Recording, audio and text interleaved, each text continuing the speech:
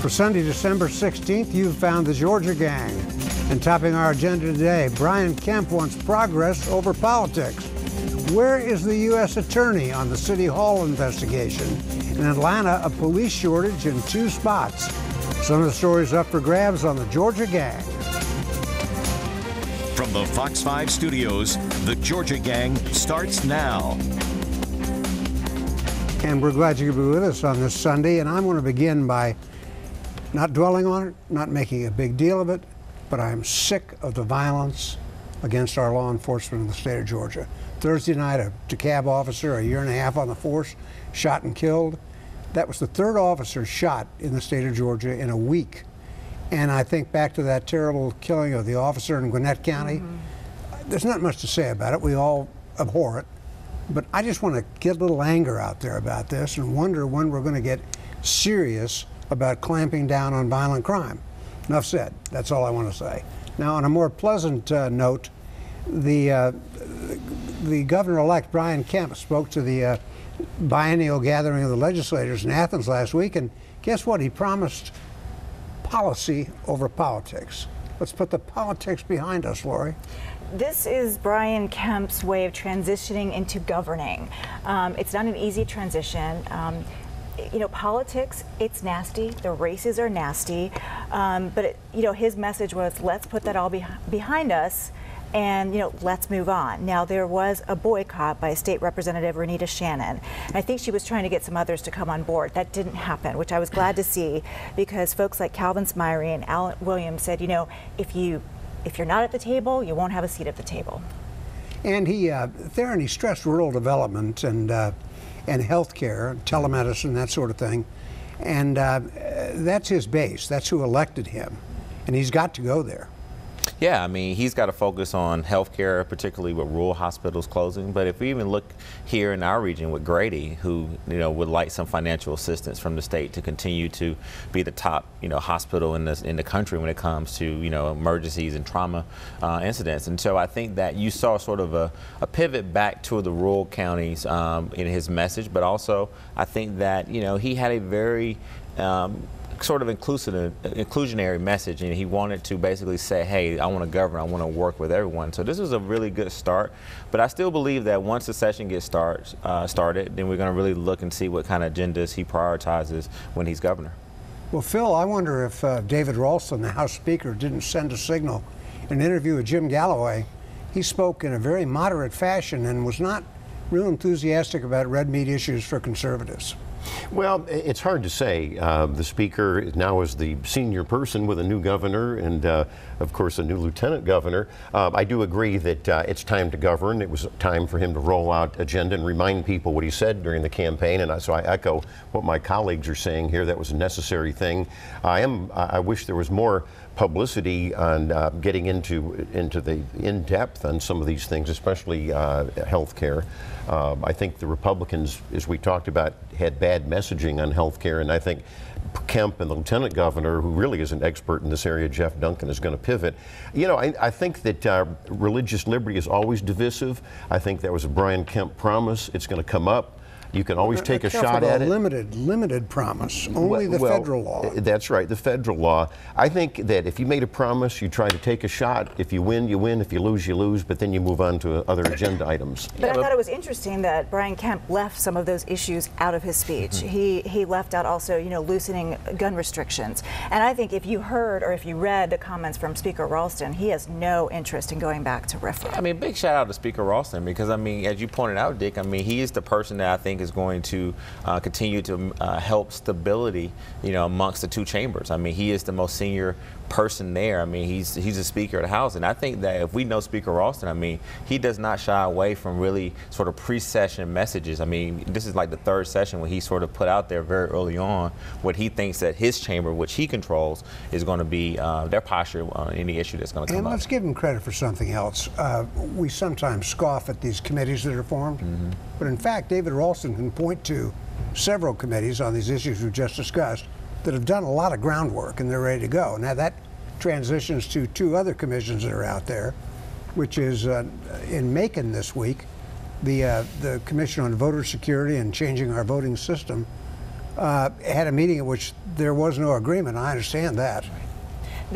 So this was the commission that Governor-elect Brian Kemp set up last year, and the big argument is over voting machines. Is it paper ballots where voters actually fill out the ballots, or is it touch screens and then that print out the ballots? And those are much more expensive. You're talking about maybe $100 million versus $30 million. There's no agreement on that, but they're supposed to bring out their recommendations in January. And then another committee that we've looked at, and I believe it's the sleeper of the year, and that is the Senate committee chaired by Senator Burt Jones, which looks into making the Atlanta airport an authority, a state authority running the airport.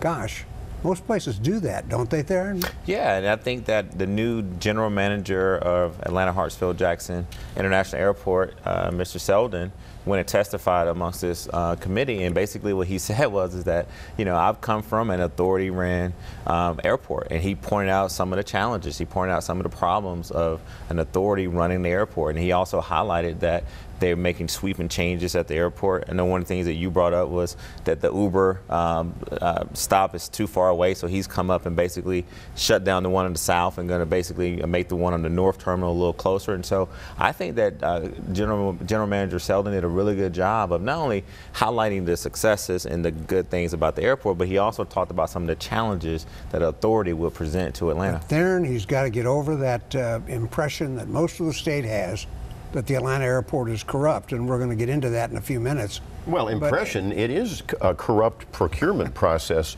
You could have the greatest airport manager in the world, and maybe this guy is, but if you have a broken corruption setup under the city of Atlanta, let's remember the city of Atlanta controls all the vendors and the contracts. That's where there's a federal probe on corruption. Let's come back to that. That's where the procurement officer is in jail now. You forgot to mention that. We're going to come back to that. But I'm not sure if adding another level of bureaucracy is going to solve that issue. If it stops corruption, why not? Well, let's just call it what it is, Phil. It is Republican, particularly white men, who feel like you have to bring in race. You have to bring in race. But if you look at the committee, it's about accountability. They want contracts at the airport. All right, let's just put it out there for our viewers that the Republicans feel like, particularly Senator Burt Jones, whose daddy and all them want contracts at the airport. And here's a newsflash to them: that's ridiculous. Create a company, follow the laws, respond to an RFP. Make sure it's under the procurement guidelines. Make a bid, and then maybe win one. You always wanted under your favorite mayor of the city of Atlanta. That's the problem. Now, I will say this: Burt Jones might be open to a compromise in the legislature. Maybe have a joint. Well, a compromise, maybe one day he'll get a contract. Maybe have a joint city-county. But I want to get out of this, but I want to say very simply: whom do I want running the airport? Do I want a state-appointed authority of experts, or do I want the Atlanta City Council running the airport? Case closed. I'm with Burt Jones. All right, when we come back, a major investment in the city of Atlanta. Governor Deal's still in office. Stay with us. Have a question or comment for the Georgia Gang? Email them at georgiagang@foxtv.com. And while we look ahead to Governor-elect Brian Kemp, we remember that Nathan Deal is still the governor, and he does have a bit of a Midas touch. He was saying at the end of the campaign that he brought 700,000 new jobs to Georgia, which is some record to run on. And now he's closed the deal with Norfolk Southern Railroad, Phil, to move to a brand new headquarters in Midtown with a lot of jobs and a lot of capital. Well, I think that's one of the main legacies of Governor Nathan Deal, and he's closing out on a great chapter there. And also, you have to give a shout out to the State Department of Economic Development and the whole team. And the mayor. And the mayor of Atlanta. I will give credit. In fact, that's what Brian Kemp did in meeting with Keisha Lance Bottoms. I don't think anybody has a problem with that. Well, you got to do that. I think what was so, to me, to seeing these two elected officials stand together, it to me cemented the model that she's trying to create, she being Mayor Bottoms, with Governor-elect Kemp. But also, you got to give a lot of credit to former Mayor Kasim Reed and Governor Deal, because they basically came together in some very tough times to really say, hey, if those two entities work together. But we're talking about roughly almost 900 new jobs, and some of these jobs are paying very good money, upwards to 6 figures. And so, again, I mean, big shout out to the governor, big shout out to the mayor for bringing jobs to Atlanta. And a lot of folks were disappointed because we lost Amazon, but I think this was a really big win for the city. It's really going to transform that Midtown area where the headquarters. If you saw some of the the renderings are pretty impressive. I think they're going to run out of room in Midtown, to tell you the truth. Somebody's going to have to move downtown eventually. I think the problem, though, is going to be the Gulch. You know, the mayor and the governor have been working on that in downtown Atlanta, but you've got the Atlanta public school system, rightly, in my opinion, very upset that the money is being hijacked from them to pay for this project. Yeah, and we've seen that. We saw that in DeKalb, where the school system can stop a project like that. That one was a door. So that's a big obstacle now. So I think hijack is not a clear depiction of what's happening. You know, again, we've talked about the subject many times. Superintendent Karstoffen and the Atlanta School Board had many opportunities to be a part of the Gulch deal. Unsuccessfully, the team that was put together to promote the Gulch deal, including the state of Georgia, went to this superintendent and their school board, and they refused to cooperate. So now they come back with this lawsuit, and I think, you know, stay tuned. I think the city is going to look at this lawsuit, they're going to respond, but ultimately, we're looking at bringing $5 billion to this region. Well, they have a valid point. I mean, you have to admit, hijacking is the correct word. They're taking money away from the school system. I thought you were for the kids in the school system. No, the mayor and the team that put together the Gulch, they offered APS superintendent and the school board upwards to $250 million towards the kids, and they refused to do it because of petty politics. It was a negotiation. This superintendent is ambitious. She's basically going around town and losing a lot of support in the business community. By the way, talk to a lot of don't cut me off. You talk to a lot of people in the business community who supports this deal. That this woman is a sore loser. She needs to get over it. She didn't stop the Gulch from happening. Now she's coming back with these lawsuits, and I think it's not right when you got a coalition of people that are trying to bring jobs to the city of Atlanta. Well, I think Maria is doing the job that she was appointed to do, which is to fight for the kids. And if she feels that the city of Atlanta school system is not getting the money that it deserves, I think she has a right to fight it. However, I think there is some room to compromise, and we saw some compromise in the original plan, which was they did not extend the TAD way out. So that was a way of walking it back, but you know, we'll see where the lawsuit goes. Let me change the subject to some what I think is very impressive local reporting, coincidentally here on Fox 5. A couple of weeks ago, Dale Russell used Mayor Keisha Lance Bottom's new open checkbook feature on the web to discover a $390,000 payment to an airport contractor, ran the jitney services, the little buses that run around the apron there, and he found that that money went to the contractor months before Kasim Reed signed the contract for the company in his last day as mayor. So the question is, are those payments legal? The airport people say they are. I don't know, but I think the key to Dale's reporting was that he revisited an older story in which that jitney operator was paying one check for $34,000 in cash to Mayor Reed's father, Junius. That's very troubling, I think. I think what's also troubling is that Mayor Reed signed that contract on the day that he was leaving office. The question is, why did he wait a year? And here we go again of Mayor Reed's friend getting paid with an airport contract or an airport non-contract in this instance. Exactly. So it's just more of the same. Well, you're right, Lori, and I think it is illegal, and I think we're not going to hear the end of this right away. It's going to be investigated, and we'll see what happens. But again, it goes to the culture of corruption. If you have yes people in the procurement office, these things happen in the city of Atlanta. So you guys know what I'm going to say. All right. Big shout out to Dale Russell. He's not the epitome of lazy journalism. He actually used this wonderful tool that the mayor's put out there to uncover something. Ironic. So, ironically, all right? But here we go.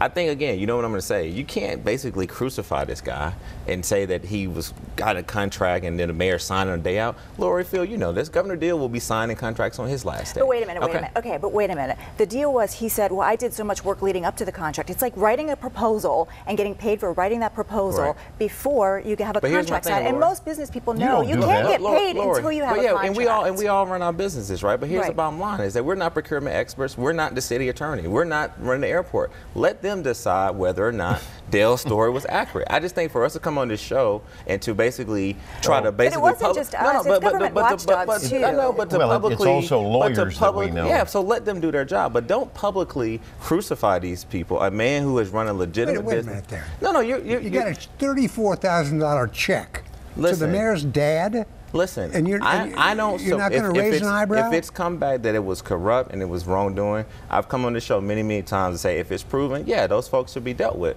But don't come over here and bring our job on this panel is to spotlight this. That is our job. But spotlight it and let the legal experts do their job. Well, you're probably right. The U.S. attorney will probably. Yeah, but he uncovered something. Okay, let the city have enough time to basically investigate. Are you ever going to criticize anything with the procurement process in the city? No, it's not about criticizing anything with the procurement process. I have done that before. I think that things need to be open and honest, but I'm not in the business of coming on this show and when you have an ongoing investigation about some payments that a reporter who we know, who's a reporter of Fox 5, but does a great job of basically trying to disrupt this former mayor and his tenure. I will remember you said that. It's a solid piece of journalism. No, it's solid. Yes, so let them investigate it, Lori. But you would. We have to get out. Your cell phone's ringing. No, it's not. It is. It's BJ Pack.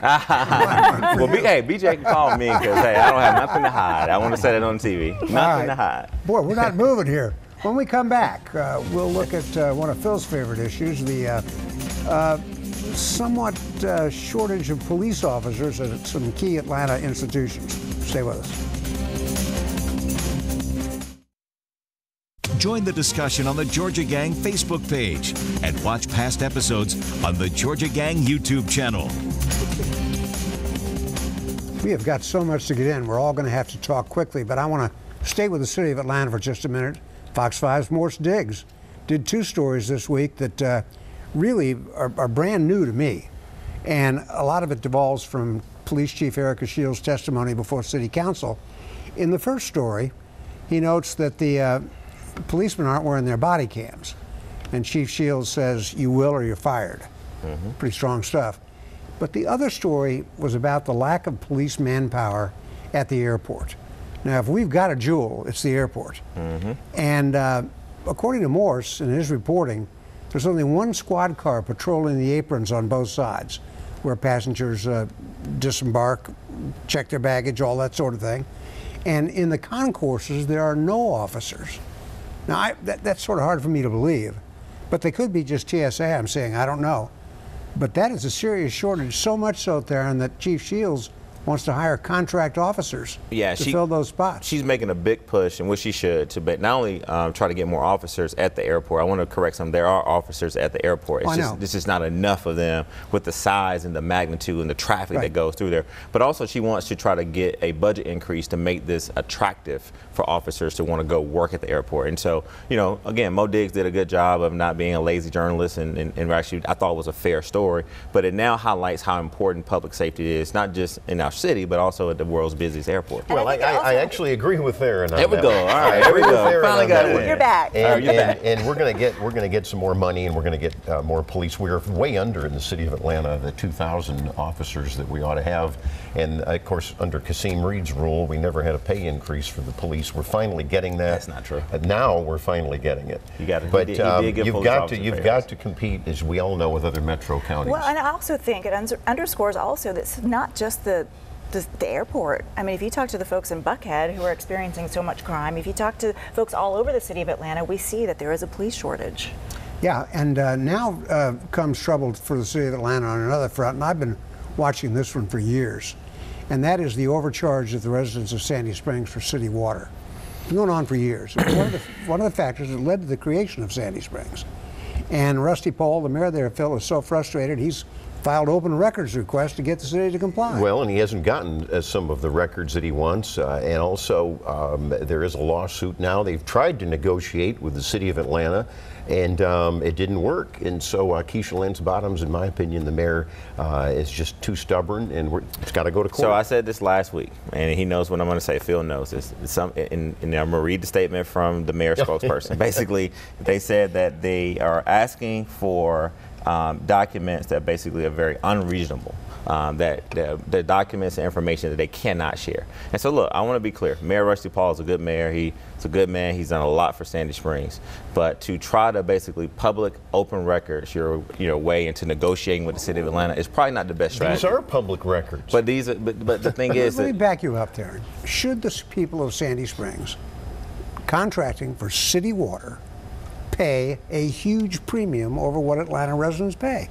I just don't think that's right. It's a 21% fee that we're talking about, which is a huge charge, and we can't get to the justification. There's no justification.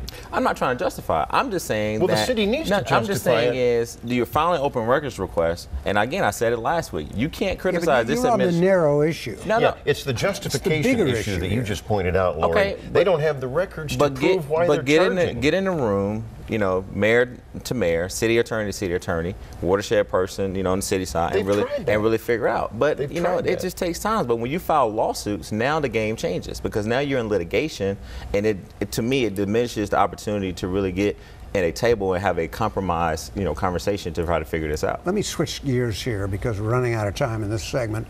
Phil, your publication, Insider Advantage, had a fascinating story this week about feasibility study, which I know you're a part of, for a city in East Cobb. I've wondered what took East Cobb residents so long to join the cityhood movement. Well, let me set the stage there, and just full disclosure, I do a little work for the Committee for Cityhood for East Cobb, and I've always been in favor, as viewers well know, of if they can do it, cities where you can have local control over local affairs.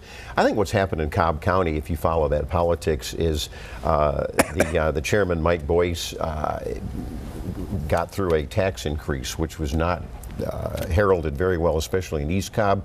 It's kind of like Sandy Springs, Milton, some of these other cities that have become municipalities in recent years. They want to have a say-so in their own neighborhoods. They want more enhanced police and fire protection.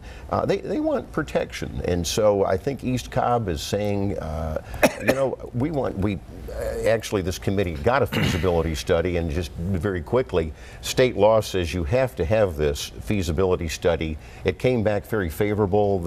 If you had a city, it has the revenue. You would have the revenue, and you could pay for basic services. And so the whole point here is let the dialogue begin. It's a 2-year process. If it goes through the legislature, there's going to be plenty of time to air the pros and cons. And by the way, on the police issue, we saw this in Dunwoody, we saw it in Brookhaven.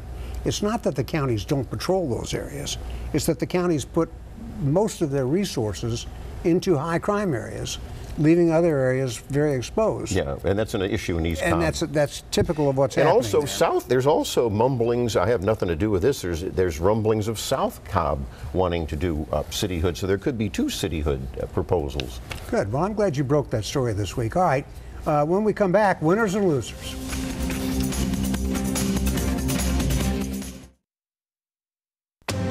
Time now for the week's winners and losers.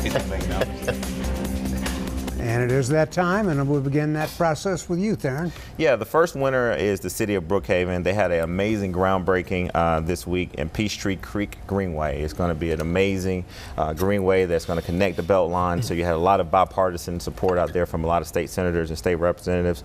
And also the unnamed DeKalb police officer who died in the line of duty. Definitely want to send my condolences to his family. And then lastly, Nick Ayers, Republican who we all know, who made national news, who worked with Sonny Perdue, who went on to be the vice presidential Mike Pence chief of staff, stood up to Donald Trump this week and told him no. Said, I'm not going to come into this corrupt White House and be your chief of staff and be implicated on all of this federal investigation that's going on. I don't think those were his words. No, he said he didn't.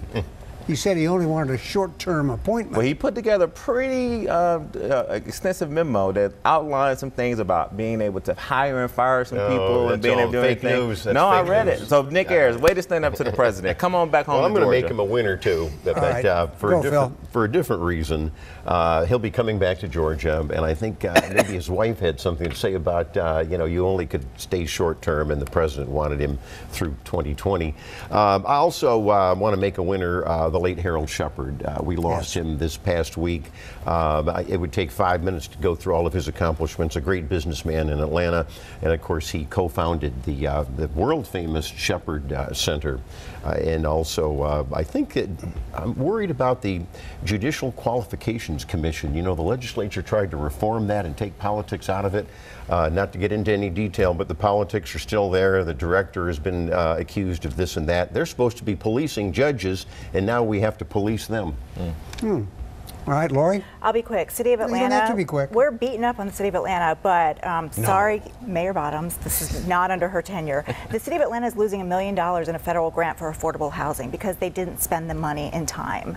So that goes back to the feds. My winner, of course, Atlanta United. A huge week for them. So exciting to be at the game and see them win. Great parade. And a great parade. Pulled off a yes. two-day parade. Mayor pulled it off. Cold, rainy, Yes, that was great. cold, Kudos rainy, to and Mayor a nice Bottoms for the parade. parade. That was great. And my Mrs. Deal, our First Lady, she visited 1,000 schools since her husband took office, and even sometimes like 8 schools in one day. And this was even through her chemotherapy and her treatment for breast cancer. So big shout out to Mrs. Deal. Yeah. All right, let me begin by praising Atlanta United, but our soccer fans are going to have to get used to something. In soccer, you don't keep the same guys every year. You don't build a team. So here we had a day after the parade, one of the most popular Atlanta United players got dumped, Greg Garza, you know? Right. So the fans don't want to stick those posters up in their bedroom walls too long. And another sports reference here, one I enjoy particularly, my old buddies Matt Stewart was broadcasting the Georgia GPB broadcast of the state 7A finals the other night. He lost his voice. Broadcaster's nightmare. And they had to bring John Nelson up from the floor of the stadium all the way up all those steps. And Nelly got there breathless, but he did a heck of a job in the game. See you next week on the Georgia Gang.